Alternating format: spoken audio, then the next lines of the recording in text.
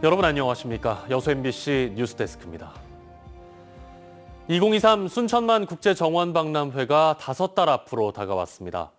정원박람회 랜드마크 시설물 공사도 절반 가까이 진행되고 있는데요. 식물원과 분화구 정원 등 주요 조형물들이 점차 그 윤곽을 드러내고 있습니다.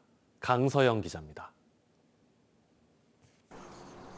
지름 70m, 높이 23m의 흰색 철제 도명 구조물이 모습을 드러냅니다. 2023 순천만 국제정원 박람회의 킬러 콘텐츠인 온실 식물원 공사 현장으로 현재 공정률은 70%에 달하고 있습니다. 바로 옆 미래정원도 지하 원형 구조물의 철근 콘크리트 작업이 한창입니다. 두 시설은 데크로 서로 연결돼 다양한 각도에서 관람이 가능한 스카이워크와 미디어 가든 등 다양한 볼거리를 갖춰 관람객들을 맞을 예정입니다. 여러 가지 전시 시설을 갖춘 미래정원과 함께 박람회의 핵심 킬러 콘텐츠로 관람객 여러분을 맞이할 계획입니다. 나선 모양의 두 원뿔섬이 웅장한 모습으로 우뚝 섰습니다. 박람회의 하이라이트인 분화구 정원 현장입니다. 두 언덕은 각각 백두산과 한라산을 상징하며 평화 통일을 염원하는 조형물로 거듭날 예정입니다. 분화구 정원 옆 20만 제곱미터의 저류지 일대도 잔디 정원으로 새로 개발하고 있습니다.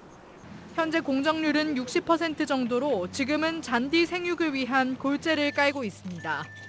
저류지 정원은 정원 박람회 주무대로 사용될 예정이며 박람회 이후엔 무료로 개방해 시민들을 위한 휴식 공간으로 활용될 계획입니다. 도시물의 정원 확산을 위해서는 저류지 기능뿐만 아니라 문화 공간, 예술, 테마 공간으로 같이 조성해서 시민들의 삶의 질을 향상하는 것이 더 좋은. 박람회 주요 킬러 콘텐츠와 조형물들이 윤곽을 드러내기 시작하면서 박람회 성공 개최에 대한 기대감도 높아지고 있습니다. MBC 뉴스 강서영입니다. 흑마기벽 붕괴 사고가 발생한 여수시 웅천동의 한 공사장 인근 상가의 출입 통제가 곧 해제될 예정입니다.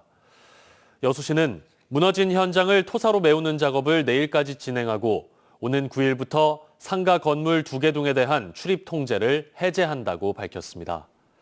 추가 붕괴 위험과 수압 유지 때문에 공사장에 유입된 해수를 빼는 작업은 다소 시간이 걸릴 예정인데요. 여수시는 복구가 끝나는 대로 건설사와 안전 검증을 시행할 방침입니다. 더불어민주당 주철현 의원이 여순 사건 피해 신고 기간을 연장하는 특별법 개정안을 발의했습니다. 이번 개정안은 피해 신고와 진상조사 기간을 1년씩 연장하고 여순 사건 재단에 국가와 지자체가 자금을 출연할 수 있도록 했습니다.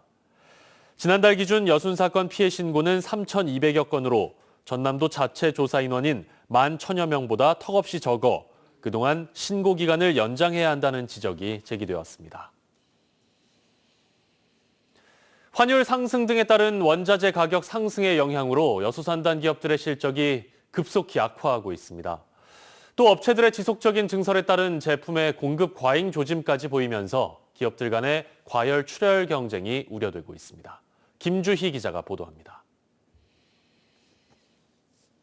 여수 산단 입주 기업들의 지난 2분기 생산과 수출액은 각각 27조 378억 원과 104억 4,200만 달러. 지난해 같은 기간에 비해 각각 47%나 증가했습니다. 코로나19 이후 위축됐던 경기가 회복 조짐을 보이고 있다는 신호탄으로 분석되면서 기대감을 키웠지만 그리 오래가지 못했습니다. 지난 7, 8월 생산액은 19조 8천억 원, 수출액은 68억 9천 달러를 기록했습니다.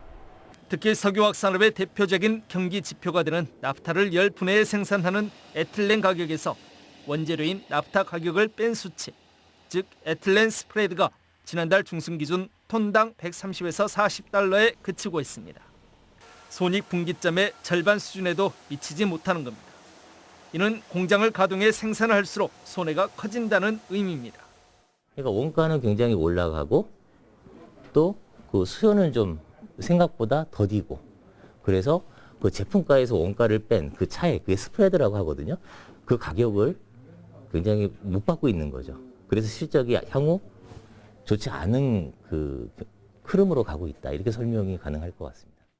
산단 석유화학 업체들은 잇따른 실적 악화로 긴급 대책 마련에 나서고 있습니다.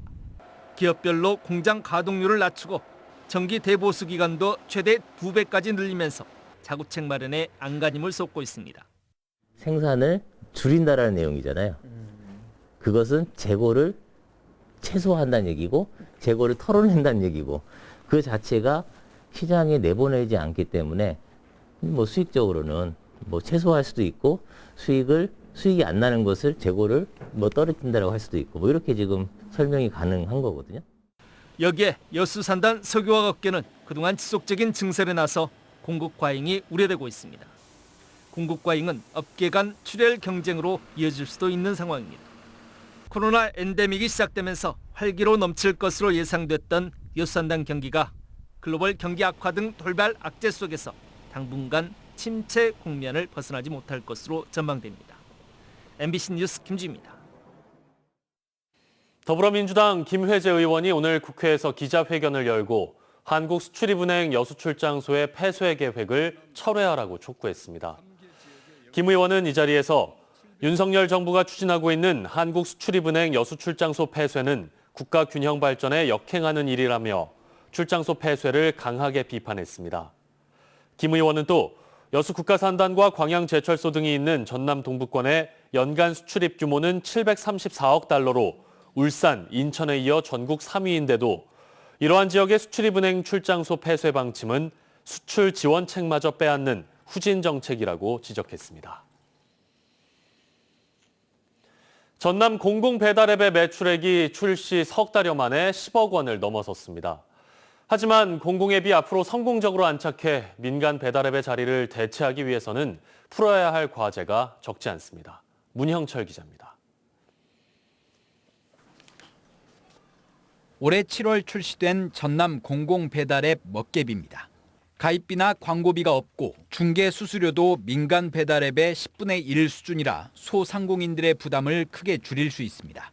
출시를 기념해 할인 이벤트도 진행되면서 지난달 말을 기준으로 결제 금액은 10억 원을 기록했습니다. 1억 한 5천 정도 소상공인들이 혜택을 장기적으로 보시면 절감 효과가 굉장히 많을 것이고요.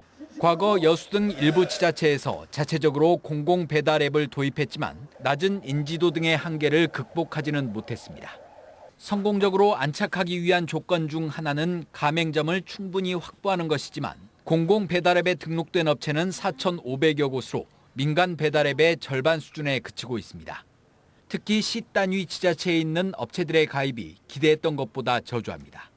계속 저희가 홍보를 해도 자기는 그냥 많이 하는 배달을 좀 하겠다고 그런 식으로 하시는 분들도 있어요. 초반 반짝 흥행을 극복하고 공공배달앱의 이용률을 높이기 위해선 지자체의 지속적인 지원이 필요하다는 주장도 나옵니다. 쿠폰이라든가 할인 제도를 두어서 소비자들을 유인하는 경우가 많은데요. 그런 부분이 당연히 약할 수밖에 없습니다. 낮은 수수료 때문에. 그래서 예산으로 이 부분을 대폭 확대를 해서 전라남도는 올 연말까지 가맹점을 6천 곳까지 확대하는 한편 올해 2억 원인 지원 예산을 내년엔 5억 원까지 확대할 계획이라고 밝혔습니다. 하지만 음식값 할인에 지자체 예산이 지속적으로 투입되는 것에 대해 일부에서는 반대 목소리도 나오고 있어 자생력과 경쟁력을 키울 수 있는 방안을 함께 마련할 필요성도 높아지고 있습니다. MBC 뉴스 문형철입니다. 농어업 전기요금이 인상되면서 농어가에 폭탄이 될 우려가 커지고 있습니다. 산업용에 비해 농어업 전기요금 인상률이 커서 형평성 논란이 일고 있지만 관련 정부 부처는 손을 놓고 있다는 비판이 나오고 있습니다. 신광하 기자의 보도입니다. 광어 주산지인 완도군의 한 육상양식장입니다. 산소 발생기와 수중 모터 등 24시간 전력을 사용해야 하는 이 양식장에 부과된 10월 전기요금은 1,000여만 원입니다. 한 달 전보다 300만 원이 더 나왔습니다. 한전이 지난 4월 킬로와트당 4.9원, 지난달에는 7.4원 등 올해 2차례 요금을 인상했고 여기에 기후환경요금 등을 감안하면 19.3원이 인상된 셈입니다. 여기에 한전이 전력 사용 용도와 관계없이 모든 소비자 전기요금을 동일하게 인상하면서 농어민의 전기요금 부담이 커졌습니다. 실제로 농어가가 사용하는 전력요금은 지난해 같은 기간 삼성전자 등에 적용되는 산업용과 비교해 인상률이 2배에 달했습니다. 경영비에서 전기요금이 20%를 차지하는 광어 양식업계는 비상대책위원회를 구성하고 반발하고 나섰습니다. 전반적으로 업종별 비율이 아닌 일률적인 인상으로 지금 산업용에 비해서 3배 이상 인상이 됐습니다.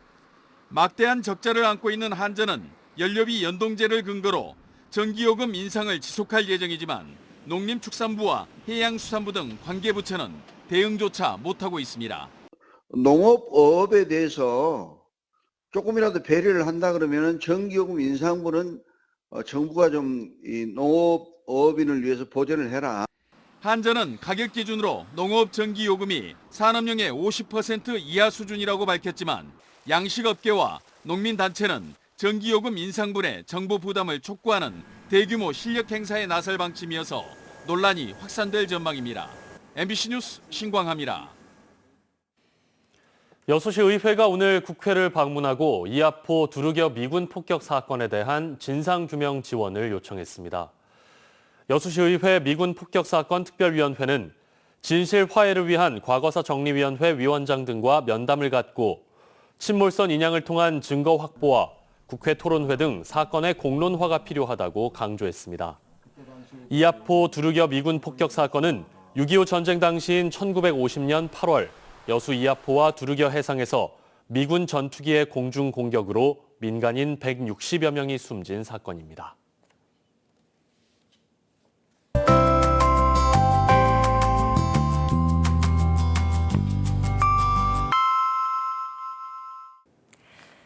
날씨와 생활정보 정리해드리는 생활포커스입니다. 기름값 먼저 보겠습니다. 휘발유 가격은 조금씩 내려가는데 경유는 점점 더 오르면서 휘발유와 경유의 가격 차이가 더 크게 벌어지는 추세입니다.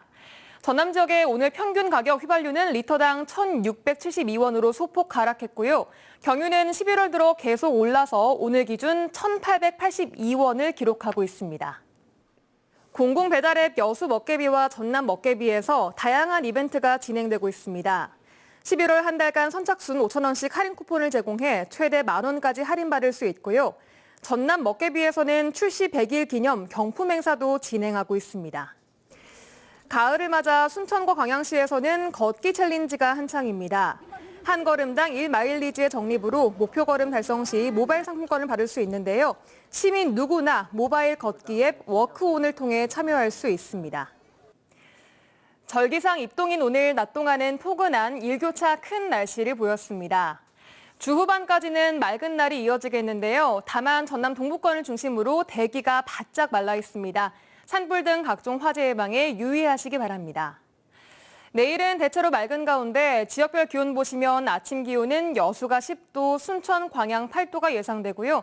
낮 동안은 여수 19도, 순천은 최고 21도까지 오르며 온화하겠습니다.